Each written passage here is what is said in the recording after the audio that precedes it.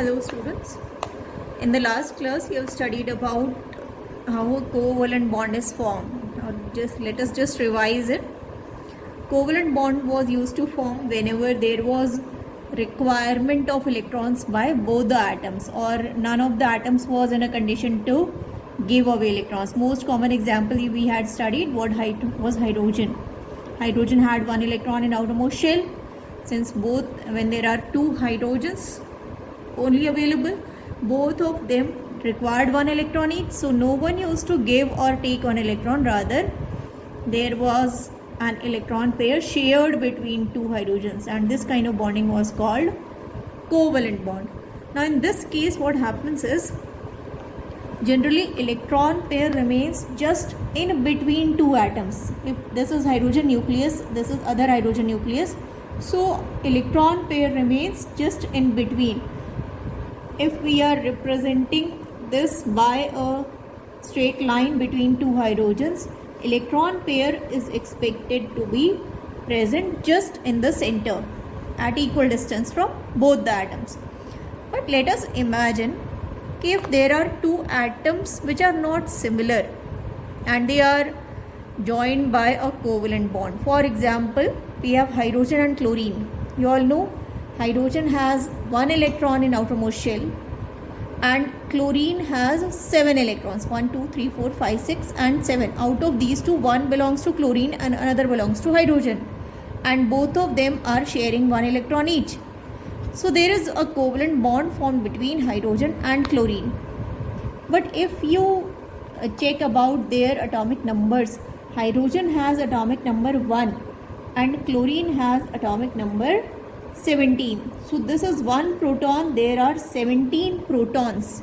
So if you just compare their attraction forces, we can easily understand attraction force of chlorine nucleus is much stronger than that of hydrogen. So in that case what happens is, between hydrogen and chlorine, the electron which was supposed to be in center, that has now shifted towards chlorine a bit. So now if we are talking about the molecule, it is no longer a neutral molecule at all. Electron has not completely been given, but it has slightly shifted towards the stronger one, or the one which can attract shared pair more strongly. Now this must be reminding you of a property which you have studied in periodic table, that was called electronegativity. So what was electronegativity? It was capacity to attract shared pair of electrons in a covalent bond. This was the thing to be understood. Now, which one is strongly attracting the shared pair? It's not about all the electrons, it's only about the shared pair. So if shared pair is being attracted strongly, it will generally shift, and if it is shifting, it is bound to give some amount of charge, not a complete charge, rather it is called a partial charge. So now we show the molecule like this: hydrogen chlorine. Hydrogen carries partial positive and chlorine contains partial negative. So this kind of a bonding is called a polar covalent bond. Now we must be understanding how in which condition a polar covalent bond will be formed. Whenever there will be great difference, large difference in electronegativity. If both the atoms have equal power to attract, then electron will remain in between. But if one is more strongly attracting, what will happen? Electron pair will shift to other atom, and as soon as electron pair shifts, it is bound to give some amount of charge. So whenever there is a charge developed in a covalent bond, that is called a polar covalent bond. So greater the difference in electronegativity, more is the polarity. Now at the same time we can understand one more molecule that we had studied: hydrogen, oxygen, hydrogen. Can we recognize this? This is water molecule, yes. But atomic number of oxygen is 8. That of hydrogen is 1. One electron shared in between. So which will be attracting it more strongly? Oxygen. Charge developed on hydrogen will be positive, on oxygen negative. Same way, due to this bond, hydrogen positive and oxygen will attract this electron pair also strongly. So this will develop a negative charge due to other bond as well. So on the whole, oxygen is slightly negatively charged and hydrogen is slightly positively charged. So this molecule also falls in the category of polar covalent bond. Now how do we decide out of two molecules which one is more polar or which one is less polar? So there is a simple concept.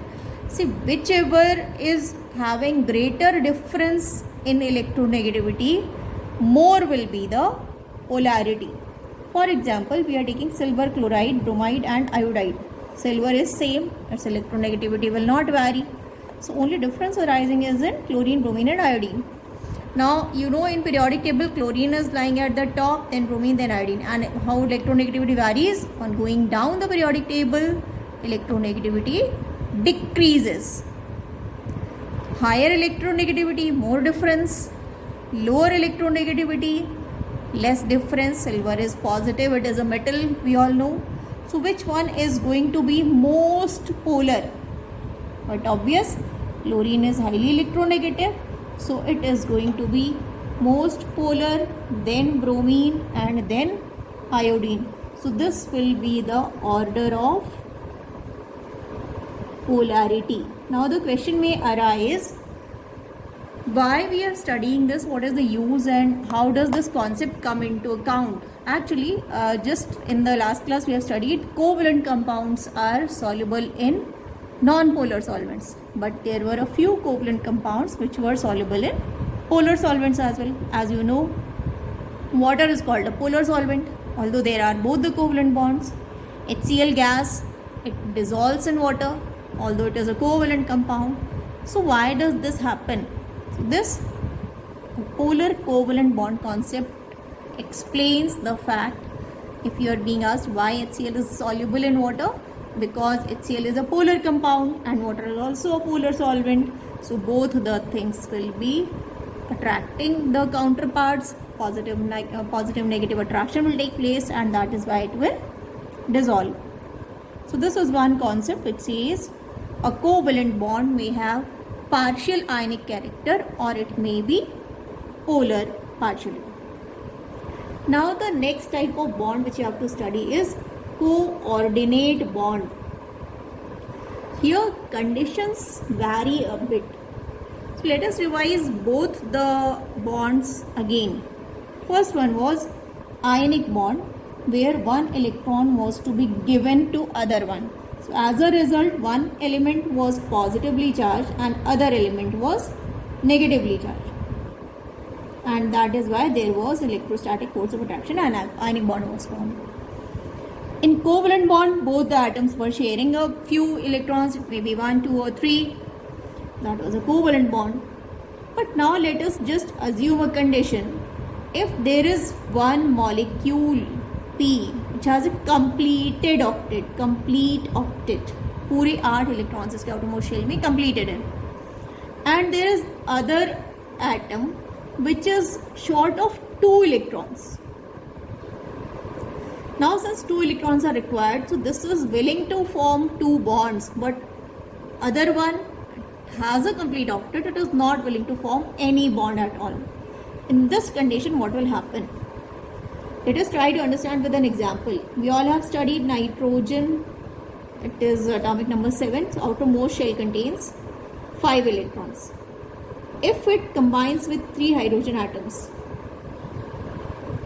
see, now in the outermost shell of nitrogen, if you see,